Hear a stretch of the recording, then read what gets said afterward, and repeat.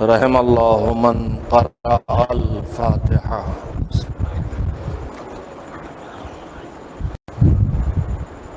اعوذ باللہ من الشیطان اللعین الرجیم، بسم اللہ الرحمن الرحیم، الحمد للہ رب العالمین، والعاقبۃ للمتقین، والجنة للمؤمنین، والنار للملحدین، والصلاة والسلام على سید الانبیاء والمرسلین، سیدنا ونبینا وشفیعنا ابی القاسم محمد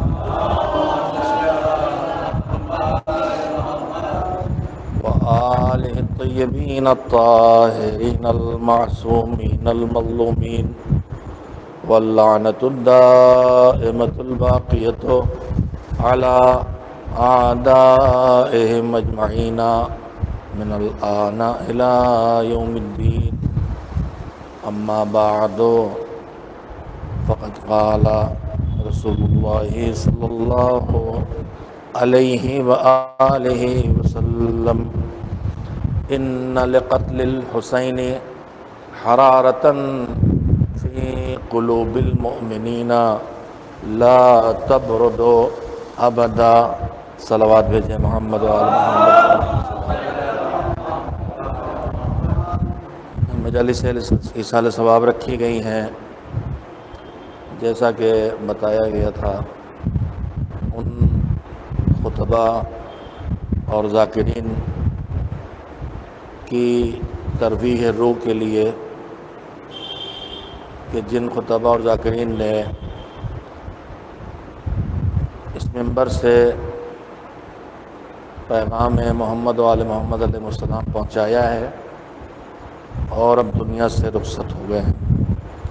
اس لیے سب سے پہلے گزارش کروں گا کہ سورہ حمد اور 3 بار سورہ توحید کی تلاوت فرما کے ان تمام مرحومین کو ہدیہ کر دیں جن کے ایصال ثواب کے ارادے سے یہ مجالس رکھی گئی ہیں۔ بسم اللہ الرحمن الرحیم۔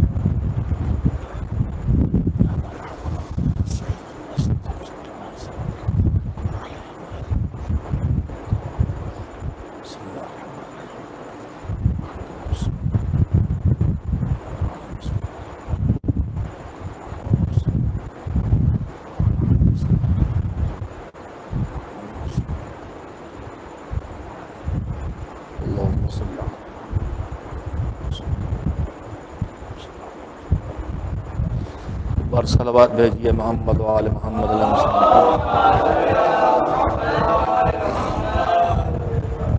ماہ ذی الحجہ ہے، شروع ہو چکا ہے اور ماہ محرم آنے والا ہے۔ آج ماہ ذی الحجہ کی شب جمعہ ہے پہلی، اور اس کے بعد 9 ذی الحجہ کو سفیر حسینی حضرت مسلم ابن عقیل علیہ السلام کی شہادت کی تاریخ، اور پھر 9 ذی الحجہ ہی کو وہ المناک حادثہ بھی کہ جب سید الشہداء کو جو حج کے ارادے سے مکے آئے ہوئے تھے، مکہ چھوڑنا پڑا ہے اور حج ترک کر کے سفر اختیار کرنا پڑا، یعنی کربلا کے سفر کا دوسرا مرحلہ شروع ہو گیا۔ پہلی منزل تو 28 رجب کو ہی شروع ہو گئی تھی جب امام نے مدینہ چھوڑا تھا، مکے کی طرف سفر کیا تھا۔ اب جو سفر کا آغاز ہوگا، ابھی تو حسین مکے میں ہیں، لیکن اب 9 ذی الحجہ کو جو حسین کا سفر شروع ہوگا تو پھر وہ کربلا پہ جا کے تمام ہوگا۔ مجالس بھی ذاکرین اور خطبہ کے ایصال ثواب کے لیے ہیں جنہوں نے منبر سے خدمت کی ہے، قوم کی پیغام پہنچایا اہل بیت کا، مجلس کے ذریعے، انجمن کی طرف سے ہے جن کا کام اہتمام عزاداری ہے، ان ساری مناسبتوں کو پیش نظر رکھتے ہوئے میں نے اس وقت موضوع گفتگو یہ رکھا ہے کہ اگر شہداء میں سید الشہداء حضرت امام حسین علیہ السلام کی عزاداری کا خصوصی انتظام کیا گیا ہے اللہ کی طرف سے، اور ہمارے ائمہ نے سارے اپنے شہیدوں کے بیچ امام حسین علیہ السلام کی شہادت کی یاد منانے، ان کا ذکر کرنے، ان پر گریہ کرنے، ان کو یاد رکھنے کی تاکید کی ہے۔ تو ہمیں یہ سوچنا ہوگا کہ آخر اس عزاداری میں کا اتنا اہتمام کیوں کیا گیا ہے اللہ کی طرف سے، جبکہ اکیلے شہید سید الشہداء نہیں ہیں، انبیاء و مرسلین میں ہزاروں کی تعداد میں شہید ہیں، اور ہمارے 14 معصومین جو ہمارے ہادی اور رہبر ہیں، اس میں صرف زمانے کا امام جو زندہ و سلامت ہے، اس کے علاوہ سب شہید ہیں۔ تو پھر ان شہداء کے درمیان اللہ نے یہ خصوصی اہتمام کیوں کیا عزائے حسین کا؟ میری گفتگو کے پہلے حصے میں تھوڑی دیر وہ تذکرے ہوں گے کہ جن سے ہمیں اس کا احساس ہو کہ عزائے حسین کا اور عزاداری کا بڑا اہتمام اللہ کی طرف سے ہے، اس کے رسول کی طرف سے ہے، اور ائمہ طاہرین کی طرف سے ہے۔ اور دوسرے حصے میں پھر عرض کروں گا کہ اگر یہ اہتمام ہے تو اس کے پیچھے وہ حکمتیں اور مصلحتیں کیا ہیں جن کی وجہ سے اللہ نے عزاداری کو اتنا اہم قرار دیا ہے۔ میرے عزیز، اس سلسلے کی پہلی بات یہ عرض کرنا چاہتا ہوں کہ اللہ نے ہمیں جو فطرتیں دی ہیں، فطرت دی ہے، ہماری جو طبیعت ہے، ہماری جو فطرت ہے، انسانی فطرت، اس فطرت کا ایک حصہ یہ بھی ہے کہ جب ہمارا کوئی عزیز، کوئی قریب، کوئی رشتہ دار، خدا نہ کرے باپ، ماں، بھائی، بہن، اولاد، ان میں سے کسی کی موت ہو جائے تو اس موت کا صدمہ اس وقت اتنا ہوتا ہے کہ آدمی سے زندگی چھوٹ جاتی ہے۔ ہم آپ دن رات یہ مناظر دیکھا کرتے ہیں کہ گھر میں باپ بیمار تھے، اسپتال میں ایڈمٹ رہے، بیٹے نے بھرپور خدمت کی لیکن زندگی نہ تھی، نہ بچ سکے، جنازہ گھر میں لے کے آئے، اس سے پہلے کئی دن سے ICU میں ایڈمٹ تھے، اپنے ہوش و حواس کو پوری طرح سے اولاد نے، بیٹوں نے، بیٹی نے لگا رکھا تھا باپ کی خدمت میں، نہ کھانے کا پتہ تھا نہ پینے کا۔ اب موت ہو گئی، جنازہ آ گیا، تو گھر میں جنازہ رکھا ہے، بیٹے نے، بیٹی نے نہ جانے کب سے کچھ کھایا پیا نہیں ہے۔ لوگ خوشامد کرتے ہیں کہ بیٹا نہ جانے کب سے نہیں تم نے کھایا ہے، تھوڑا سا پانی پی لو، تھوڑی سی چائے پی لو، لیکن آدمی اتنا غمزدہ ہوتا ہے کہ ایک گھونٹ پانی بھی اس وقت حلق سے اترنا مشکل ہو جاتا ہے، اور ایک پیالی چائے پینا بھی مشکل ہو جاتا ہے۔ یہ مناظر ہم دیکھتے ہیں۔ میں یہ عرض کرنا چاہتا ہوں کہ اس کا مطلب یہ ہے کہ اللہ نے ہماری فطرت میں یہ بات رکھی ہے کہ جس سے ہمارا کوئی رشتہ محبت ہوتا ہے، جب اس کی موت ہوتی ہے تو ہم اس میں غمزدہ ہوتے ہیں، اور اتنے غمزدہ ہوتے ہیں کہ ہمیں زندگی کے دوسرے کاموں کا ہوش نہیں رہ جاتا۔ یہ ایک سچائی ہے۔ پھر ایک دوسرا منظر بھی ہم دیکھتے ہیں کہ یہی گھر جس میں جنازہ رکھا تھا اور کوئی ایک گھونٹ چائے پینے تیار نہیں تھا، اسی گھر میں پھر شادیاں بھی ہوتی ہیں، خوشیاں بھی ہوتی ہیں، ولیمہ بھی ہوتا ہے، سب کچھ ہوتا ہے۔ تو اب یہ کیا ہوا کہا جب موت ہوئی تھی جنازہ گھر میں رکھا تھا اس وقت بالکل مصیبت تازہ تازہ تھی، لہذا غم تازہ تھا، لیکن وہ بے چینی جو جنازہ اٹھنے تک ہوتی ہے، وہ جنازہ دفن کرنے کے بعد کچھ نہ کچھ گھٹنا شروع ہو جاتی ہے، اور جیسے جیسے وقت گزرتا ہے وقت مرہم بنتا ہے اور آدمی اس غم کو بھولنا شروع کر دیتا ہے، اور بڑے سے بڑا حادثہ بھی، چاہے وہ جوان بیٹے کی موت ہو خدا نہ کرے، چاہے ماں باپ کی موت ہو، دھیرے دھیرے آدمی بھولتا ہے، پھر برسی میں یاد کر لیا، تھوڑی دیر کے لیے غمزدہ ہو گئے، لیکن اب وہ بے چینی نہیں ہوتی جو بے چینی موت کے وقت تھی، جو بے چینی مثلا جنازہ اٹھنے کے وقت تھی، جو بے چینی دفن کرنے کے وقت تھی، اب وہ گھٹتی ہے اور دھیرے دھیرے نارمل زندگی ہو جاتی ہے، آدمی زندگی کی طرف واپس آ جاتا ہے، جس کی ہچکیاں نہیں رک رہی تھیں وہ قہقہے لگاتا ہوا دکھائی دیتا ہے۔ تو یہ بھی تو فطرت ہے۔ میں کہنا یہ چاہتا ہوں کہ انسان کو دو فطرتیں اللہ نے دی ہیں، ایک مصیبت پڑنے پہ غمزدہ ہونا، اور ایک وقت گزرنے پر مصیبت کے غم کا ہلکا ہو کے بھول میں بدل جانا۔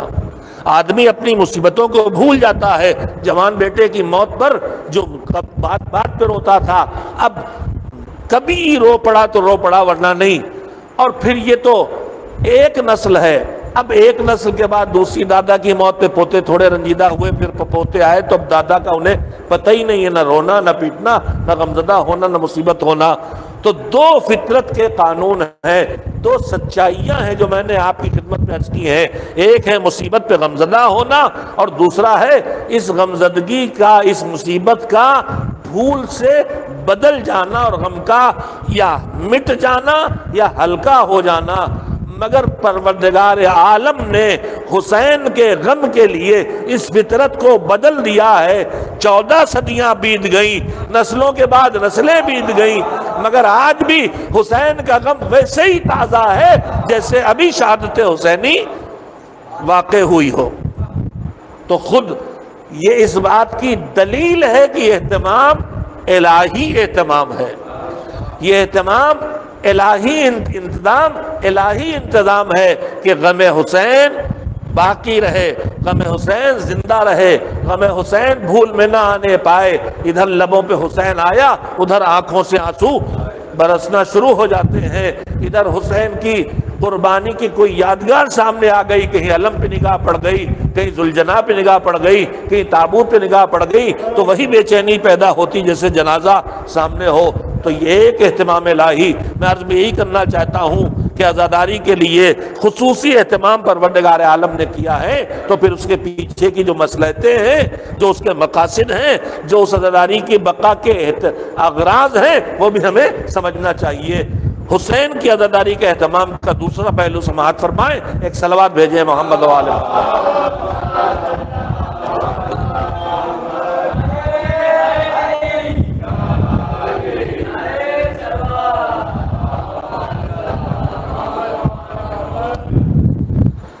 ہم نے آپ نے زندگیاں بسر کی ہیں اور ان میں جو کچھ دیکھا اور سیکھا ہے، ان میں سے ایک سیکھنے بات جو سامنے آئی ہمارے آپ کا آتی ہے، دنیا یہ حوادث کی ہوئی ہے، ہر وقت حادثات ہوتے رہتے ہیں، کہیں ایکسیڈنٹ ہو گیا، کہیں کوئی چھت سے گر گیا، کہیں کسی کا ہارٹ فیل ہو گیا، کہیں آگ لگ گئی، دن رات حادثے ہوتے رہے، کہیں جنگ ہو رہی ہے، کہیں بیماری آئی ہوئی ہے، یہ دنیا حوادث کی دنیا ہے۔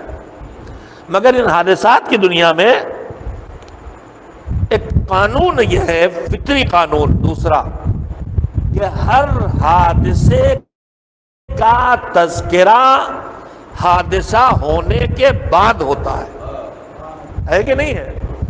خدا نہ کرے ابھی ایک ایکسیڈنٹ میں آ رہا تھا، ہو گیا، تو یہ بتائیے کہ ایکسیڈنٹ سے پہلے سے بات کہی جانے لگے گی اور اس کے تذکرے ہونے لگیں گے؟ نہیں، جب حادثہ ہو جاتا ہے تب اس کا تذکرہ ہوتا ہے۔ مگر عزائے حسین کا الہی انتظام یہ ہے کہ حادثہ کربلا ہوا ہے سن 61 ہجری میں، لیکن تذکرہ فاجعہ کربلا خلقت آدم کے وقت سے شروع ہو گیا. حادثہ بعد میں ہوا ہے، ہزاروں سال پہلے جب آدم خلق ہوئے ہیں اس وقت حسین کی شہادت کا تذکرہ آ گیا. مجالس میں روایات آپ سنتے رہتے ہیں، میں صرف یاد دلاؤں آپ کو کہ پروردگار عالم نے جب جناب آدم کو خلق کیا اور کہا کہ میں جب اس میں اپنی روح پھونکوں تو اس کو سجدہ کرنا، وہ سب ہو گیا. اب جناب آدم جنت میں رہنے لگے. جنت میں جب رہنے لگے تو جناب آدم نے ایک بار یہ دیکھا کہ اکثر فرشتے آتے ہیں اور آ کے جناب آدم کے سامنے آ کے کھڑے ہوتے ہیں اور ان کے چہرے پہ نگاہیں ڈالتے ہیں اور ان کو دیکھ کے واپس چلے جاتے ہیں. تو جناب آدم نے کہا کہ پروردگار یہ کیا ماجرا ہے، آخر یہ کیا ماجرا ہے کہ فرشتے آ کے میرے چہرے پہ نگاہ ڈالتے ہیں اور واپس جاتے ہیں؟ تو اللہ نے کہا کہ آدم، ہم نے تمہاری پیشانی میں ایک نور رکھا ہے اور یہ فرشتے اس نور کی زیارت کے لیے آتے ہیں. وہ کس کا نور ہے؟ ہم آپ بچپن سے سن رہے ہیں کہ وہ اول مخلوق جو اللہ کی ہے، نور محمد مصطفیٰ صلی اللہ علیہ وآلہ وسلم اور ان کی آل کا نور. تو کہا، اللہ نے فرمایا کہ ہم نے تمہاری پیشانی میں یہ نور رکھا ہے اور اس نور کی زیارت کے لیے فرشتے آتے ہیں. تو جناب آدم نے کہا کہ پروردگار، جب یہ نور ایسا ہے کہ اس کی زیارت کو فرشتے بھی آتے ہیں تو پھر میں اس کی زیارت سے کیوں محروم رہوں؟ کچھ ایسی تدبیر کر دے کہ میں بھی اس نور کی زیارت کر سکوں. تو اللہ نے اس نور کو جناب آدم کی پیشانی سے منتقل کیا. کہاں منتقل کیا؟ ان کے ہاتھ کے پنجے میں منتقل کر دیا. اب جب جناب آدم کا اس نور کو زیارت کرنے کا دل چاہا، پنجہ اپنی طرف کر لیا، زیارت ہو گئی. جب فرشتے آئے رخ ادھر کر دیا. ابھی بات مکمل نہیں ہوئی میری، لیکن 2-3 نتائج جو اس روایت سے سامنے آتے ہیں وہ عرض کرنا چاہتا ہوں. پیشانی میں آدم کے نور ہے. کون سا؟ نور محمدی، نور مرتضوی، نور زہرا، نور ائمہ طاہرین ان کی پیشانی میں ہے. فرشتے آ کے ان کی زیارت کر رہے ہیں. یہ بتائیے فرشتے اللہ کی کون سی مخلوق ہیں؟ فرشتوں کی صفات میں ایک صفت اور پہچان ان کی یہ ہے کہ فرشتہ اللہ کی وہ مخلوق ہے کہ جس کی زندگی کا ایک لمحہ بھی عبادت خدا سے خالی نہیں رہتا. اور فرشتہ اس مخلوق کا نام ہے جو اللہ کی عبادت کو کبھی ترک نہیں کرتا. تو پھر اب میں آپ سے آپ کے ذہنوں کو متوجہ کرنا چاہوں گا کہ اگر فرشتے کی زندگی کا ایک لمحہ بھی عبادت خدا سے خالی نہیں رہتا تو یہ فرشتے جو زیارت کے لیے آ رہے ہیں یہ کسی نہ کسی عبادت میں لگے ہیں. کوئی نماز میں، کوئی رکوع میں، کوئی سجدے میں، کوئی قیام میں، کوئی قعود میں، کوئی بارش کی ڈیوٹی پہ، کوئی ہوا، کہیں نہ کہیں اطاعت پروردگار میں لگے ہیں.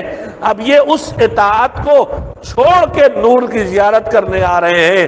تو اگر نور محمدی عبادت الہی نہ ہوتا تو یہ پروردگار کے معین کیے فرشتے آتے کیوں؟ صرف عبادت الہی نہیں ہے مگر اتنی بڑی عبادت ہے کہ جن عبادتوں میں لگے ہیں انہیں ترک کر کے آتے ہیں اس عبادت کو انجام دینے کے لیے. یہ ہے شرف زیارت نور محمدی صلی اللہ علیہ وسلم.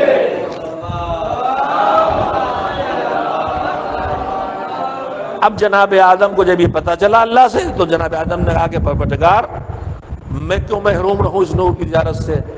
تو پھر اب مجھے کہنے دیجئے کہ نور محمدی عبادت بھی ہے اور نور محمدی کی زیارت آدمیت بھی ہے.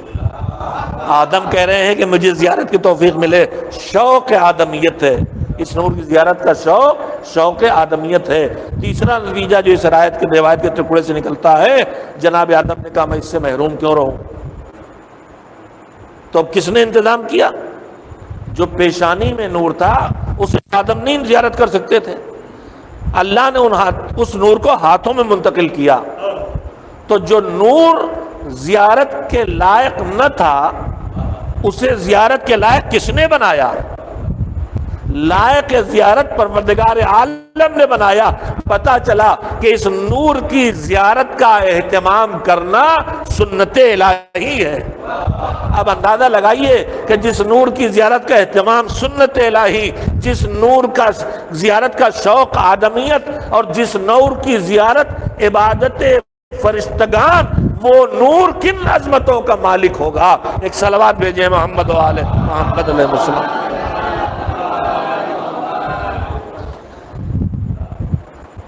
نور آدم کے ہاتھوں میں آ گیا، اب یہ نور ان کے پاس محفوظ ہے، ان کے کس کام آنے والا ہے؟ جناب آدم سے اللہ نے کہا کہ دیکھو اس جنت میں رہو اور تمہیں پوری آزادی ہے، لیکن دیکھو دو درخت، فلاں درخت ہے، اس کے پاس نہ جانا۔ جناب آدم نے اللہ کی بات مان لی، اس درخت کے پاس نہیں گئے، لیکن اب شیطان آ گیا درمیان میں، اور اس کو آدم سے جلن ہے اور حسد ہے، اور وہ ان کو جتنا نقصان پہنچا سکے پہنچانا چاہتا ہے۔ اس نے مکاری کی۔ جناب آدم کو ابھی تک تجربہ تو ان کو ہوا نہیں تھا کہ کوئی جھوٹ بھی بولا جاتا ہے، وہ غلط بیانی بھی ہوتی ہے، دھوکہ بھی ہوتا ہے، معصوم سیرت کے انسان، پہلے انسان۔ اس نے کہا کہ جانے سے منع کیا ہے نا، تو میں تمہیں وہاں جانے کے لیے تو کہیں نہیں رہا، مگر اس کا پھل کھاؤ گے تو ہمیشہ زندہ رہو گے۔ جناب آدم بھروسہ نہیں کر رہے، تو اس نے کہا نہیں، تم مجھے اپنا مخلص جانو، اور میں تمہیں کوئی دھوکہ ووکہ نہیں دے رہا ہوں، میں تمہارا بہت خیر خواہ ہوں۔ جناب آدم نے اس کو مان لی، اس کی ظاہری بات، اور اس پھل کو جو اس نے لا کے دیا کھا لیا، اور اس کے بعد جناب آدم کو جنت چھوڑنا پڑی۔ جناب آدم کو جو جنت چھوڑنا پڑی، اس کے پیچھے کیا تھا؟ اس کے پیچھے یہ تھا کہ انہوں نے اللہ کی نافرمانی نہیں کی تھی۔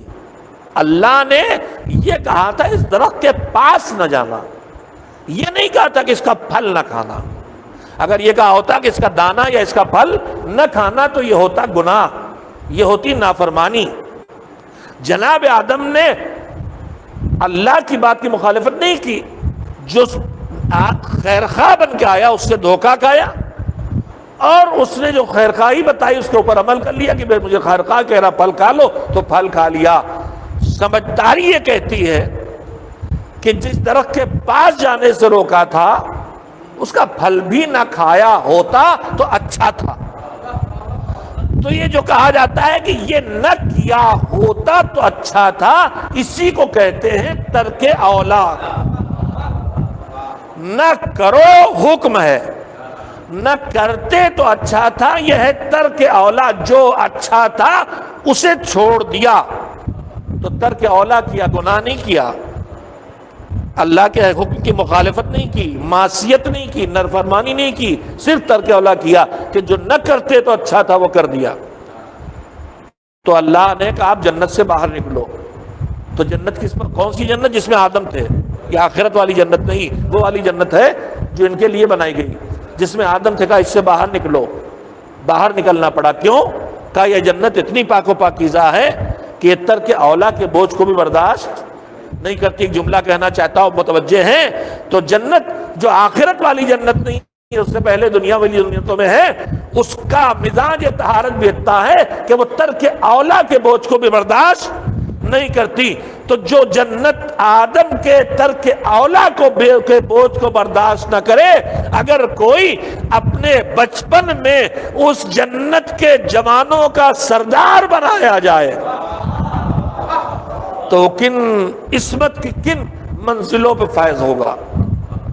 بچپن میں جنت کے جوانوں کے سردار بنائے گئے حسنین، اس جنت کے جس جنت میں ترک اولا کی بھی برداشت نہیں ہے۔ آدم زمین پہ آ گئے، نہ کرتے تو اچھا تھا، شرمندہ ہیں، مالک سے شرمندہ ہیں کہ تیری بات پوری طرح سے پوری نہ ہو سکی، اور تیرے ان دیے کو پوری طرح سے سمجھ نہ سکا، اور شیطان سے دھوکہ کھا گیا، اور وہ اپنا بن کے آیا تو اس کے کہنے میں آ گیا۔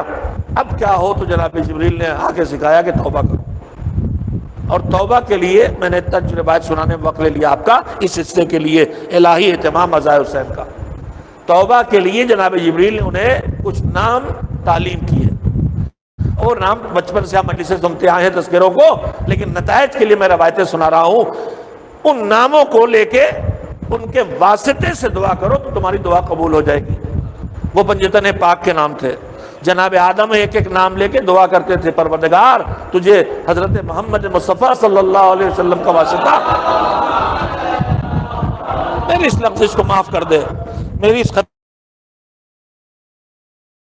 دعا کرتے تھے۔ ایک دن اللہ سے انہوں نے کہا کہ یا جناب جبریل سے پوچھا کہ نہ جانے کیا بات ہے کہ یہ پنجتن پاک کے نام میں لیتا ہوں ان 5 ناموں میں، تو ان 5 ناموں میں 4 نام جب لیتا ہوں تو میرے دل کو ایک انبساط اور ایک مسرت اور ایک فرحت محسوس ہوتی ہے، لیکن جب اس میں سے میں تیسرا چوتھا نام لیتا ہوں، 5واں نام لیتا ہوں حسین کا نام، تو ایک مرتبہ میرا دل رنجیدہ ہو جاتا ہے، آخر اس کیا وجہ ہے؟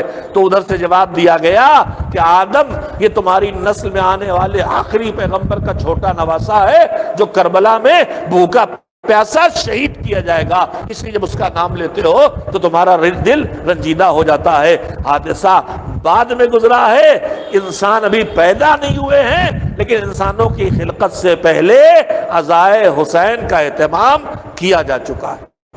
یہ پروردگار عالم کے علاوہ کسی کی طرف سے نہیں ہے۔ بس میں نے نمونے آپ کے سامنے کافی رکھ لیے، مجلسیں آپ سنتے ہی رہتے ہیں کہ عزائے حسین کا خصوصی اہتمام کس طرح سے کیا ہے۔ اللہ نے کیا، جناب نوح کشتی بنانے کے لیے کیلیں دی گئی، 5 کیلوں کے لیے 5 نام بتایا گیا کہ نام لے کے نام ٹھوکو، کیلیں ٹھوکو۔ جب حسین کا نام لے کے کشتی میں کیل ٹھوکی تو اس سے خون ابلنے لگا۔ کہا یہ کیا ہوا میرے پروردگار؟ کہا یہ حسین کربلا میں تمہاری نسل میں آئیں گے، بھوکے پیاسے شہید ہوں گے۔ جناب اسماعیل صدیق بیڑے بکریاں چلاتے ہوئے اسی ماریا سے گزرے جو کربلا ہے، وہاں ٹھوکر لگی، خون نکلا، بے چین ہوئے، پریشان ہوئے۔ کہا یہ کیا ہوا پروردگار؟ کہا یہاں آخری رسول کا نواسا بھوکا پیاسا ذبح کیا جائے گا۔ یعنی کوئی نبی یا جو تاریخ جتنا ہم تک پہنچی ہے وہ یہ بتاتی ہے کہ انبیاء مرسلین آتے رہے، حادثے کربلا بعد میں گزرے گا، لیکن کربلا کا تذکرہ پہلے سے ہو رہا ہے۔ تو جس کو لیے اللہ نے فطرت کو بدلا، جو حادثہ بعد میں ہوا اور اس کی اہتمام پہلے سے کیا، اور اس کے بعد ان کی شہادت کے بعد اس کی بقا کا انتظام جو کیا گیا وہ ہمارے آپ کے سب کے سامنے ہے۔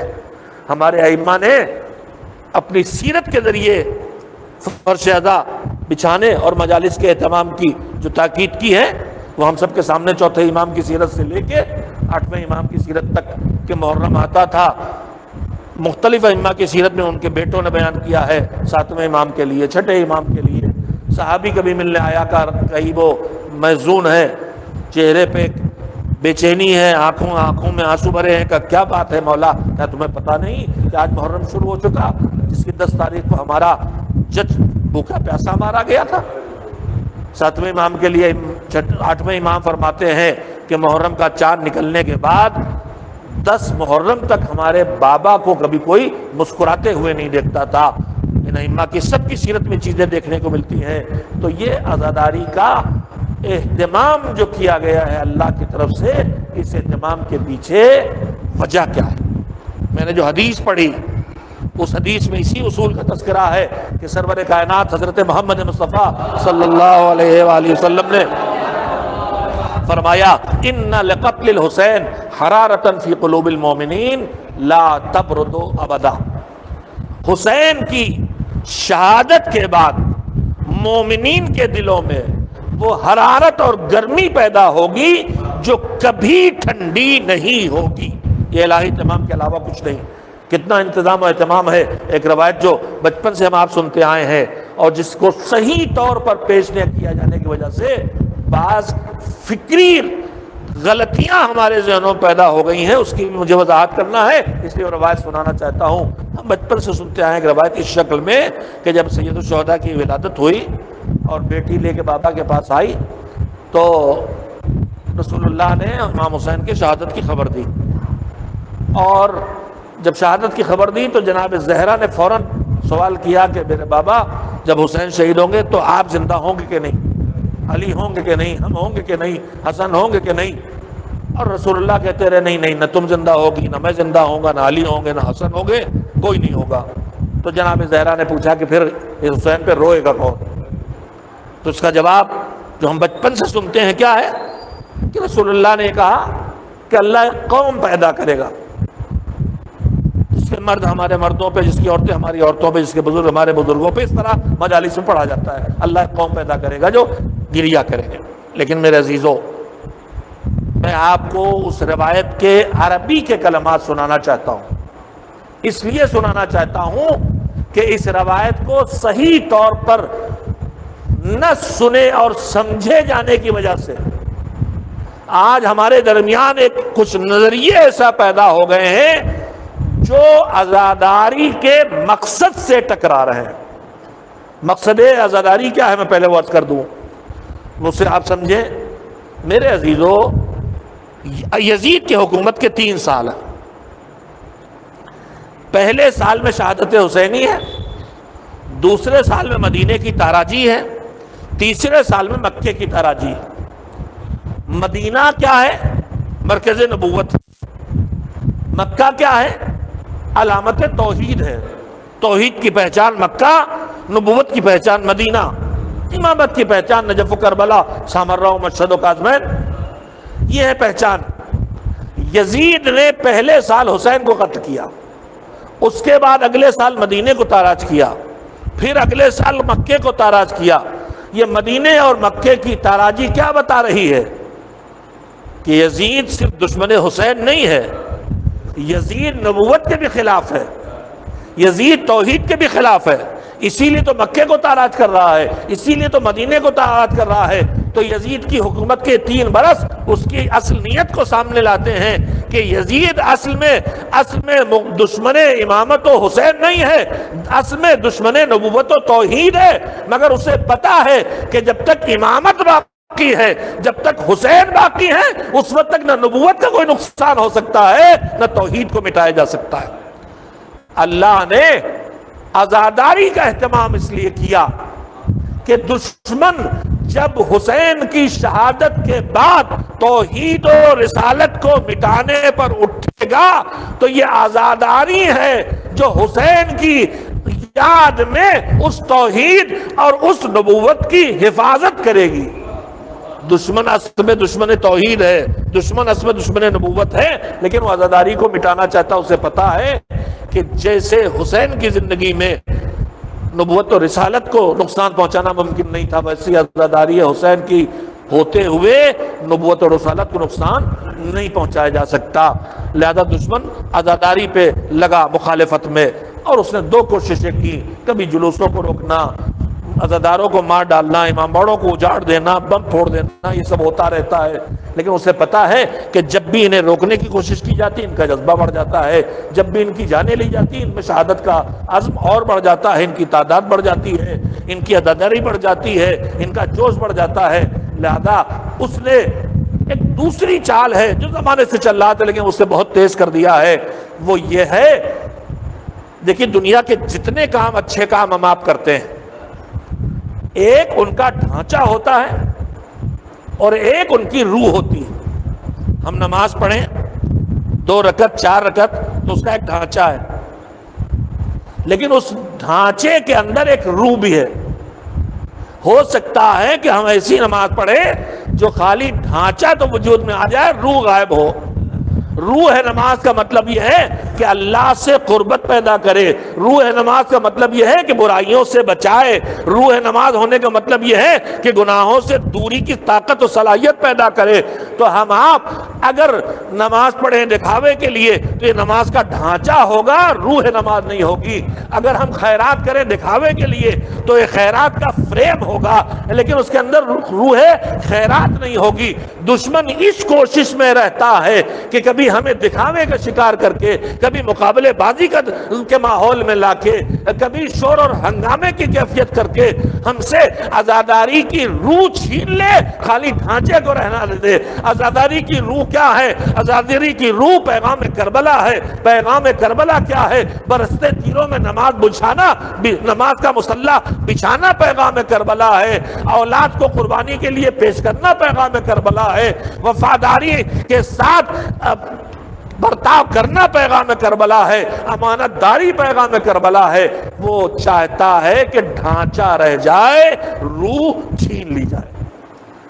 اسی لیے وہ ہمارے پیچھے پڑتا ہے کہ ہم سے وہ سوچ ہی ہماری بدل دے تاکہ عزاداری کے اندر جو اللہ نے صلاحیت رکھی ہے دین پر لانے کی، دین کو پھیلانے کی، دین کو بڑھانے کی، وہ اس سے چھین لی جائے، اور اس کے لیے روایات کو بھی غلط طریقے سے پیش کیا جاتا ہے۔ میں ایک اس میں سے آپ کے سامنے ممبر کی ذمہ داری کے ساتھ عرض کر رہا ہوں کہ سید الشہداء کی ولادت کے بعد بیٹی جب بیٹے کو لے کے آئی، نواسے کو لے کے آئی، تو حضور نے جو روایت بچپن سے ہم سنتے چلے آ رہے ہیں بہار الانوار میں موجود ہے، لیکن جن کلمات کے ساتھ ہے ان کلمات کے ساتھ سنیں تاکہ صحیح نتیجے نکالیں۔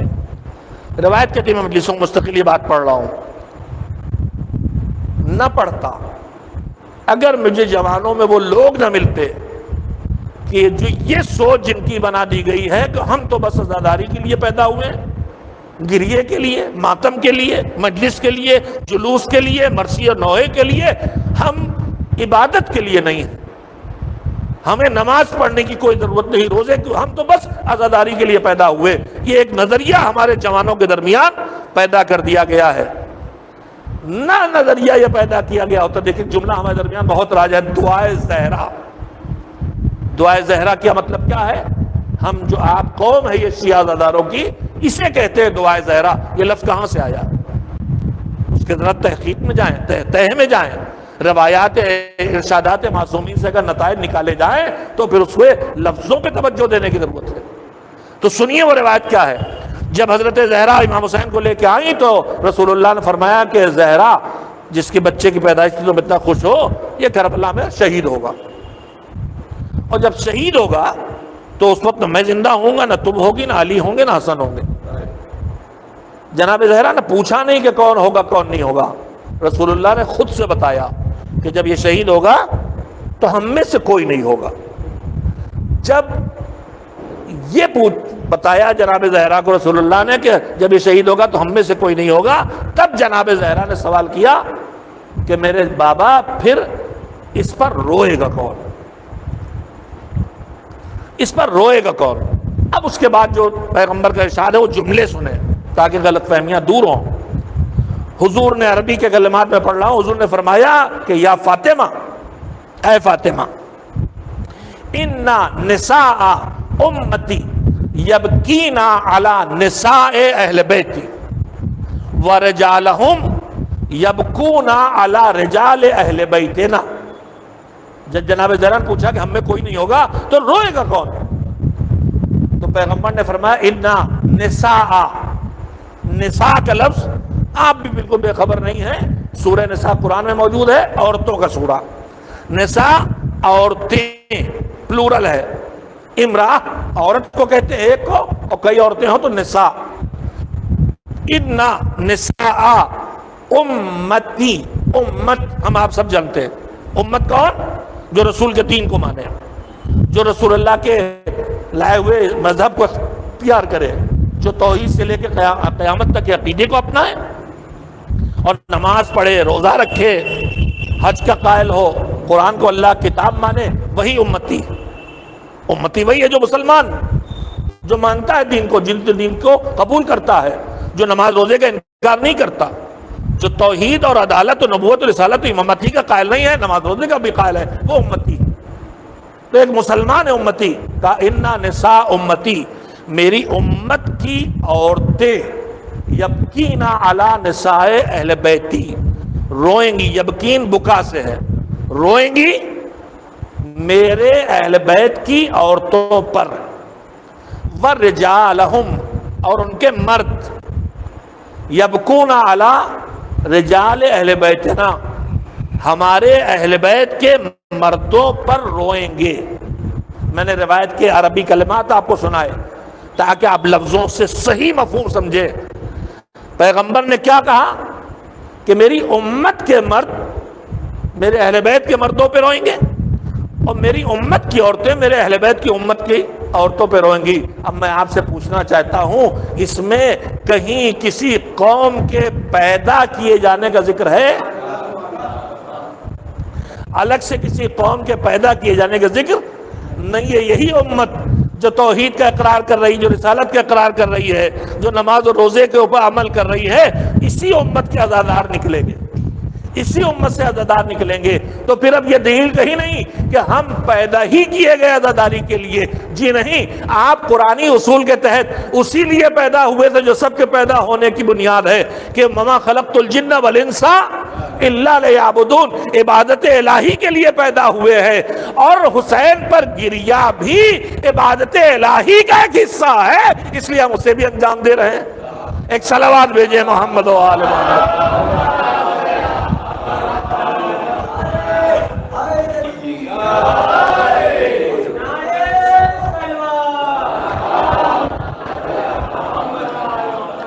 اور پھر میں ان سے جو یہ کہتے ہیں کہ ہم تو حسین پہ رونے کے لیے، گریا کے لیے، ماتم کے لیے، مجلس کے لیے، عزاداری کے لیے پیدا ہوئے، ہم عبادت کے لیے نہیں پیدا ہوئے، میں ان سے پوچھنا چاہتا ہوں کہ کیا عزاداری اللہ کی عبادت نہیں ہے؟ اگر عزاداری بھی اللہ کی عبادت ہے تو پھر اللہ کی عبادت کے لیے پیدا ہوئے، جس میں ایک حصہ عزاداری بھی ہے۔ اب اہتمام الہی دیکھیے، کیا روئیں گے؟ اچھا روئیں گے تو کتنا، کب تک؟ روایت کے اگلے جملے سنیے، فرمایا وَيُجَدِّدُونَ الْعَزَاءَ جِيلًا بَعْدَ جِيلٍ فِي كُلِّ سَنَةٍ۔ میری امت کے مرد، میرے اہل بیت کے مردوں پر، میری امت کی عورتیں ہمارے اہل بیت کی عورتوں پر روئیں گے، اور یہ ایک بار، ایک نسل، دو بار، 2 صدی، 100 سال، 200 سال ایسا نہیں ہوگا۔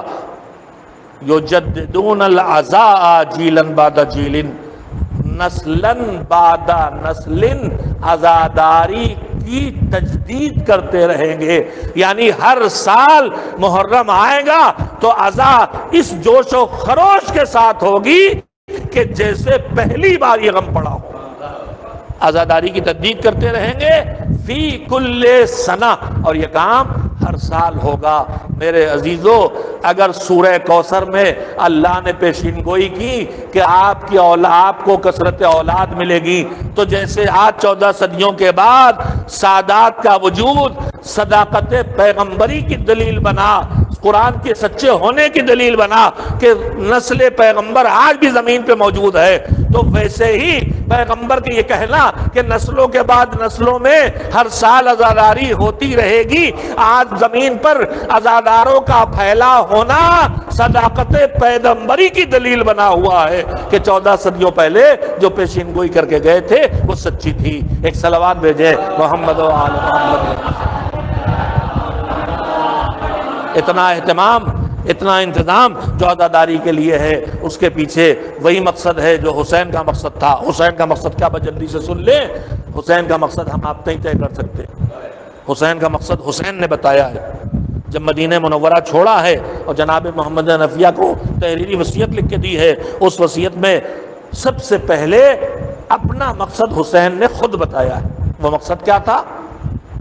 انی لم اخرج اشرا ولا بطرا ولا ظالما ولا مفسدا، میں نہ لوگوں کے سامنے اپنا روب بٹھانے کے لیے نکلا ہوں، نہ میں اٹھلانے کے لیے نکلا ہوں اور ناش کرنے کے لیے نکلا ہوں، نہ میں لوگوں پر لوگوں کے درمیان فتنہ و فساد کھڑا کرنے نکلا ہوں، نہ میں لوگوں کو ستانے نکلا ہوں۔ یہ 4 حسین کا مقصد نہیں ہے۔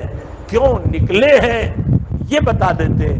یہ کیا کہنا کہ میں اس لیے نہیں نکلا، میں اس لیے نہیں نکلا، میں اس لیے نہیں نکلا، شاید حسین بتانا چاہتے ہو کہ اے میرے عزادارو، جس غرض سے نکلا ہو اس پہ بھی توجہ رکھنا، اور جو کام مجھے نہیں کرنے ہیں ان سے بھی بچ کے رہنا۔ نہ میں فرزند زہرا ہوں، فرزند علی ہوں، جوانان جنت کا سردار ہوں، امام ہوں، سید الشہداء بننے والا، مگر میں ناز کرنے نہیں نکلا۔ تو اے میرے عزادارو، کبھی نہ اپنی دولت پہ ناز کرنا، نہ کبھی اپنے اقتدار پہ ناز کرنا، نہ کبھی اپنی طاقت پہ ناز کرنا۔ میں اٹھلانے نہیں نکلا تو نہ کبھی اپنے گھر پہ اٹھلانا، نہ کبھی اپنی گاڑی پہ اٹھلانا، ایک تو یہ نہ ہو۔ اور دوسرے، میں اس لیے نہیں نکلا ہوں کہ لوگوں کے درمیان فتنہ و فساد پیدا کروں، لہذا میرے عزادار ہو تو تمہارے درمیان جھگڑا نہ ہونا چاہیے۔ اس سے زیادہ تمہاری بد نصیبی کیا ہوگی کہ تم ہماری مجلسی کے نام پہ اڑ جاؤ، کہ ہمارا لاؤڈ اسپیکر پہلے چلے گا کہ تمہارا چلے گا، ہماری مجلس اتنے بجے ہوگی کہ تمہاری، ہمارا عالم آگے جائے گا کہ تمہارا۔ کہیں جھگڑے ہوں تو ہوں، اللہ حسین کے عزاداروں میں نہ ہونا چاہیے۔ اس لیے کہ میں جھگڑے کھڑے کرنے کے لیے نہیں نکلا۔ اور میں کیوں نہیں نکلا؟ میں اس لیے بھی نہیں نکلا ہوں کہ کسی پر ظلم کروں، کوئی ناحق بات کروں، کوئی ناروا جملہ کسی سے کہوں، کسی کا کوئی حق چھینوں، میں تو جس زمین پہ شہید ہونے والا ہوں وہ زمین بھی میں خرید کے اس پہ اپنی قبریں بنانے کا انتظام کر رہا ہوں۔ لہذا میرے عزادار ہو تو تمہاری زبان سے کسی کا حق نہ چھینے، تمہارے عمل سے کسی پہ ظلم نہ ہو، تمہیں اس کا خیال رکھنا ہوگا۔ کیسے کیا کرنا ہے یہ بتانے سے پہلے حسین نے یہ بتایا کہ کیا نہیں کرنا ہے، بالکل اسی طرح جیسے کلمہ توحید میں توحید کا اقرار بعد میں کرایا گیا، شرک کا انکار پہلے کرایا گیا۔ کا سچے عزادار بننا ہے تو خوبیوں سے بعد میں سجانا، پہلے برائیوں سے اپنے کو پاک کرنا شروع کرو۔ خیانتیں تمہارے درمیان نہ ہو، ظلم تمہارے درمیان نہ ہو، فتنہ و فساد تمہارے درمیان نہ ہو۔ جب ان چیزوں سے خود کو پاک بنا لو گے تب سجانے کے لائق بنو گے۔ یہ مسجد ہے، یہاں رنگ و روغن ہوتا، کلئی ہوتی۔ پرانی مسجدوں میں ہم نے آپ نے دیکھا ہے کہ صدیوں سے جو کھڑی ہیں وہاں چونا کاری ہوتی رہی ہے، تو چونا کاری جب ہوتی رہی ہے تو اب ہم پینٹر آتا ہے تو سیدھے پتائی نہیں کر دیتا، اور اگر کر دیتا ہے تو 4 دن کے بعد وہ پپڑ اکھڑ کے گرتا ہے، وہ رنگ بھی چلا جاتا ہے۔ تو پھر طریقہ کیا ہوتا ہے؟ طریقہ یہ ہوتا ہے کہ پہلے کھرچ کے خراب پلاسٹر کو، کائی کو، دھوئیں کو، موم کو صاف کیا جائے، پھر پینٹ لگایا جائے تو رکے گا۔ اگر ہم آپ واقعاً نور عزا سے اپنے وجود کو منور کرنا چاہتے ہیں تو ہمیں یہ طریقہ اپنانا پڑے گا۔ پہلے خود کو گناہوں سے دور کرنا ہوگا، برائیوں سے دور کرنا ہوگا، اللہ کی نافرمانیوں سے دور کرنا ہوگا، تب جب علم اٹھائیں گے تو قلب میں وفا کا جذبہ پیدا ہوگا۔ جب تب ہم کو تابوت کو کاندھا دیں گے تو ہمارے اندر جذبہ قربانی پیدا ہوگا۔ جب حسین پر روئیں گے تو ہمارے آنسو اتنے پاک ہو چکے ہوں گے کہ رومال رضا میں جگہ بنا سکے۔ کہ میں اس لیے نہیں نکلا ہوں کہ بگاڑوں، میں اس لیے نہیں نکلا ہوں کہ ظلم کروں، میں اس لیے نہیں نکلا ہوں کہ اٹھلاؤں، میں اس لیے نہیں نکلا ہوں کہ اتراؤں، میں اس لیے نہیں نکلا ہوں کہ دوسروں کو نیچا دکھاؤں، میں اس لیے نکلا ہوں انما خرجت لطلب الاصلاح فی امت جدی۔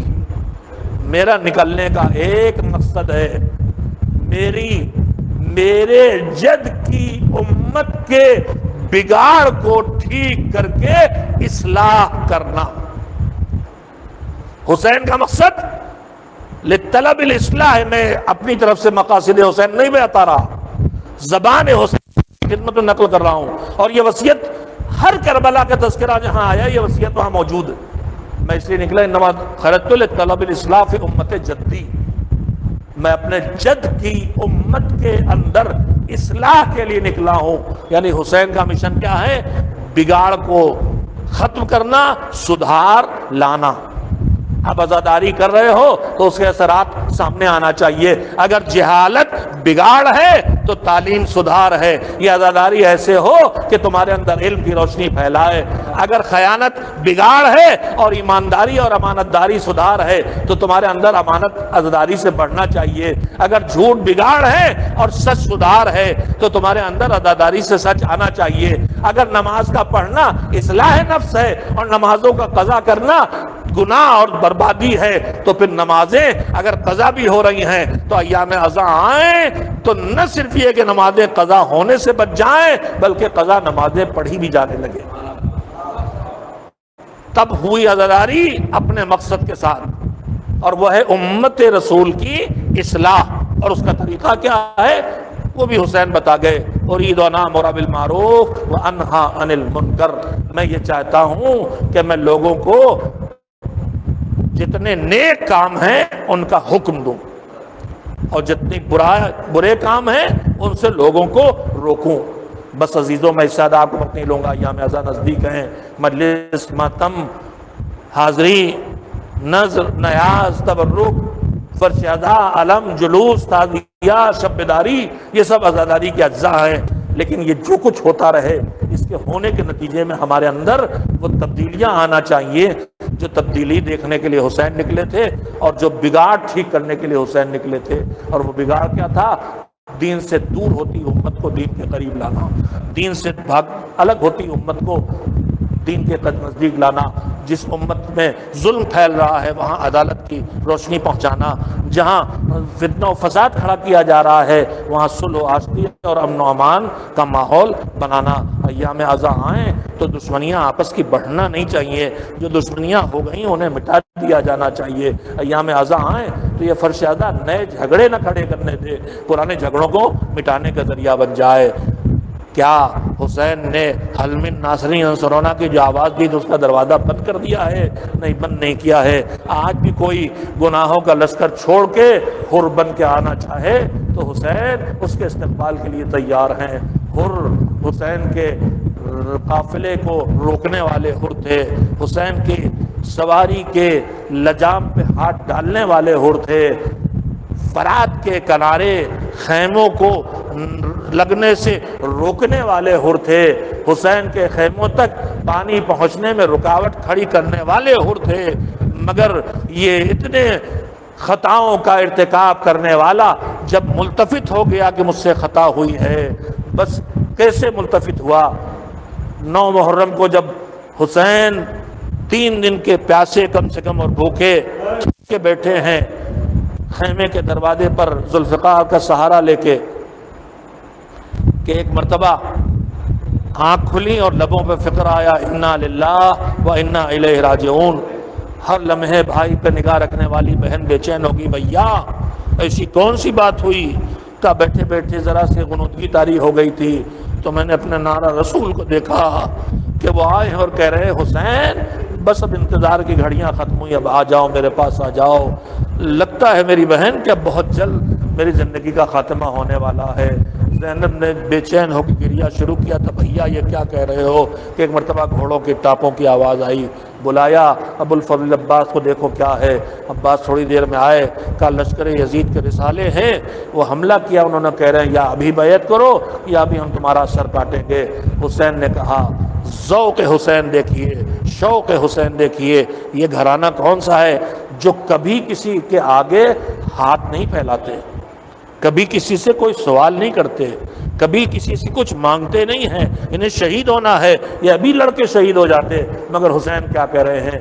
عباس جا کے کہو کہ مجھے ذکر خدا بہت پسند ہے، مجھے تلاوت قرآن بہت پسند ہے، مجھے نماز بہت پسند ہے، ایک رات کی مہلت دے دیں یہ تاکہ ہم ایک رات اور عبادت کر لیں۔ عزادار جوانوں میری آواز اگر سن رہے ہو تو دیکھو حسین کیا کہہ رہا ہے، ہم ایک رات کی مہلت چاہتے ہیں لشکر یزید سے تاکہ تھوڑا اور اللہ کا ذکر کر لے، تھوڑا اور اللہ اکبر کہہ لے، تھوڑا اور عبادت خدا کر لے، تھوڑی اور تلاوت قرآن کر لے، تھوڑی اور نمازیں پڑھ لے۔ عزادار ہو تو پھر یہ جذبہ محرم میں تمہارا بڑھنا چاہیے۔ جنہوں نے کسی کے آگے ہاتھ نہیں پھیلایا وہ ایک رات کی مہلت و زندگی مانگ رہے ہیں تاکہ عبادت خدا کر لے۔ شب عاشور آئی، خیام حسینی سے رات بھر تلاوت کی آوازیں، تسبیح کی آوازیں، تحلیل و تکبیر کی آوازیں آتی رہیں، مگر صرف تحلیل و تکبیر کی آوازیں نہیں اٹھ رہی ہیں، انہی خیموں سے کم سن بچوں کی ہائے پیاس، ہائے پیاس، الاتش الاتش کی صدائیں بھی آ رہی ہے۔ یہ تحلیل و تکبیر کی آوازیں، یہ الاتش کی آوازیں اٹھ رہی ہیں اور یزیدی لشکر تک پہنچ رہی ہیں۔ ان آوازوں کو کوئی نہیں سنتا مگر ایک ہے جس تک یہ آوازیں پہنچ رہی ہیں، وہ ہے حر۔ صبح ہوئی، حر کے چہرے کا رنگ بدلا دیکھا، دوست ساتھ ہے، کہا ڈرے ہو اس چھوٹے سے لشکر سے؟ بھوکے پیاسے ہیں، کمزور ہیں، بوڑھے ہیں، بچے ہیں؟ کہا نہیں، موت سے نہیں ڈرا۔ پھر کاہے سے ڈرے ہو؟ کہا میں اپنے آپ کو جنت و جہنم کے درمیان پا رہا ہوں۔ کیوں پا رہے ہو؟ کہا تجھے محسوس کرا لوں۔ دوست کا ہاتھ پکڑ کے خیموں سے تھوڑی دور ایک بلندی پہ لے گئے، کہا اب کان لگا کے سن حسین کے خیموں سے کیسی آوازیں آ رہی ہیں؟ کہا ننھے ننھے بچوں کی الاتش کی آوازیں۔ کہا بس ان یادوں نے بے چین کر دیا، میں جنت و جہنم کے درمیان کھڑا ہوں، میں جہنم سے نکلوں گا جنت میں جاؤں گا۔ اپنے بیٹے کو، بھائی کو، غلام کو سنبھالا، سمجھایا، لے کے چلے۔ کیسے چلے؟ جیسے قیدی لے جایا جاتا ہے۔ کہا میرے دونوں ہاتھوں کو گردن پہ پیچھے باندھو، میری آنکھوں پہ پٹیاں باندھ دو، مجھے لے کے چلو۔ غلام، بھائی، بیٹا گھوڑے پہ بٹھا کے لے کے چلے۔ ایک مرتبہ بیٹے نے کہا بابا بابا ارے ہمارے آنے کی خبر شاید خیمہ حسینی تک پہنچ گئی، دیکھیے انصار حسین استقبال کے لیے نکل رہے ہیں، تھوڑا اور آگے بڑھے۔ کہا بابا اب تو بنی ہاشم نے آنا شروع کر دیا. بابا علی اکبر سامنے آ گئے ہمارے استقبال کے لیے, سردار لشکر حسین ابو الفضل بھی آ چکے ہیں. کہا بابا جلدی سے گھوڑے سے اترو, خود حسین رہزا زہرا کے لخت جگر ہمارے استقبال کے لیے کھڑے ہیں. اور دوڑتے ہوئے آئے, حسین کے قدموں میں سر رکھنا چاہا. حسین نے استقبال کیا, اٹھا کے کلیجے سے لگایا اور سر جھکائے کھڑے ہیں. آقا ان خیموں سے ان ننھے ننھے بچوں کی جو الدس الدس کی آوازیں آ رہی ہیں, اس کا سبب میں ہوں. ان بچوں اور ان بیویوں کے دلوں میں جو دہشت بٹھائی ہے, اس کا سبب میں ہوں. یہ جو بھوکے پیاسے ہیں, اس کا سبب میں ہوں. کیا اب بھی میری بخشش کی کوئی گنجائش ہے؟ حسین نے دعا دے کے بخشش یہ بد یقینی کر دی. ارے حسین نے کہا میرے خدا نے, میں نے معاف کیا, میرا خدا تجھے معاف کرے. حسین سے بخشش کی امید اطمینان اور یقین سے بدل گئی. حسین نے ایک فقرہ اور کہا, حر تم میرے مہمان ہو, میں شرمندہ ہوں کہ میں بچے پیاسے ہیں, ایک جراب آپ بھی تیرے پاس نہیں لا سکتا. ہم نے کہا اور شرمندہ نہ کریں, ارے مجھے سب احساس ہے, بس آپ نے مجھے مہمان کہہ دیا تو ایک کرم کر دیں, یہ میرا جوان بیٹا ہے, اسے میدان میں جانے کی اجازت دے دیجئے. میں کہوں گا ہور تمہیں بھی مرنا ہے, بیٹے کو بھی مرنا ہے, مگر ہر باپ یہ چاہتا ہے کہ بیٹیا اس کے جنازے کو کاندھا دے. تم بیٹے کو پہلے کیوں بھیج کے اس کی میت اٹھانا چاہتے ہو؟ جاؤ لڑو, بیٹا تمہاری لاش لے کے آ جائے, تمہیں جوان بیٹے کی موت کا صدمہ نہ برداشت کرنا پڑے. تو ہر شاید کہیں کہ مجھے حالات یہ محسوس کرا رہے ہیں کہ اسی کربلا میں وہ وقت بھی آنے والا ہے کہ جب بوڑھے باپ کو جوان بیٹے کی لاش اکیلے اٹھانا پڑے گی. میں چاہتا ہوں کہ میرے حوالہ حسین کو مصیبت پڑنے والی ہے, اس میں پہلے سے شامل ہو جاؤں. حسین نے بیٹے کو جانے تو دیا, مگر بوڑھے باپ کو جوان بیٹے کی لاش اٹھانے نہ دی. ہر کے بیٹے کی لاش حسین اٹھا کے لے آئے. کربلا کے میدان کے اس منظر کو زینب نے خیموں سے دیکھا تھا. جب اکبر نے پکارا بابا آخری سلام, کمر پکڑ کے حسین چلے. پہنچے تو بہن پہلے آ چکی تھی. ارے میری بہن یہ زحمت کیوں کی؟ کہا بھیا تم نے ہر کو جوان بیٹے کی لاش نہ اٹھانے دی, اب کیسے اپنے جوان بیٹے کی لاش اٹھاؤ گے؟ مگر غیرت ہاشمی نے بہن کا بازو پکڑ کے خیموں میں پہنچایا, کلیجے سے ٹکڑے ٹکڑے لاش لگائی. تنہا جسم ٹکڑے ٹکڑے جوان بیٹے کا, کمر ٹوٹی ہوئی باپ کی, نہ اٹھ سکی لاش جوان. آواز دی بچوں آؤ, آ کے سہارا دو. ننھے ننھے بچے جوان کی لاش اٹھا کے خیمے میں لے آئے. واہ علی اکبر واہ حسینہ کی صدائیں کربلا کے میدان میں گونجی. وَسَيَعْلَمُ الَّذِينَ ظَلَمُوا أَيَّ مُنْقَلَبٍ يَنْقَلِبُونَ أَلَا لَعْنَةُ اللَّهِ عَلَى الْقَوْمِ الظَّالِمِينَ. پروردگارہ ہماری اس مجلس اعزا کو اپنی عبادت قرار دے اور اسے قبول فرما. برالہ ایام اعزا نزدیک ہیں. عزاداری کے بہت سے ایسے پہلو ہیں کہ جو موجودہ ماحول میں ان کا انجام دینا مشکل ہے, مگر کریم تو کریم ہے. وباؤں کو جو پھیلی ہوئی ہیں انسانوں سے اتنا دور کر دے کہ وہ پابندیاں ہٹ جائیں اور ہم دل کھول کے اپنے مولا کا غم برپا کر سکیں. مالک اگر پابندیاں رہ بھی جائیں تب بھی ہمارے توفیقات ہم سے سلب نہ ہوں, اور عزاداری کے وہ پہلو جو گھروں سے باہر انجام دے رہے تھے ان کی جگہ ہمارے گھر عزاخانے بن جائیں, ہمارے گھر جلوس کے ٹھکانے بن جائیں. پروردگارہ عتبات عالیات کی زیارت کا شرف عنایت فرما. محمد و آل محمد کی شفاعت پانے کے لائق بنا دے.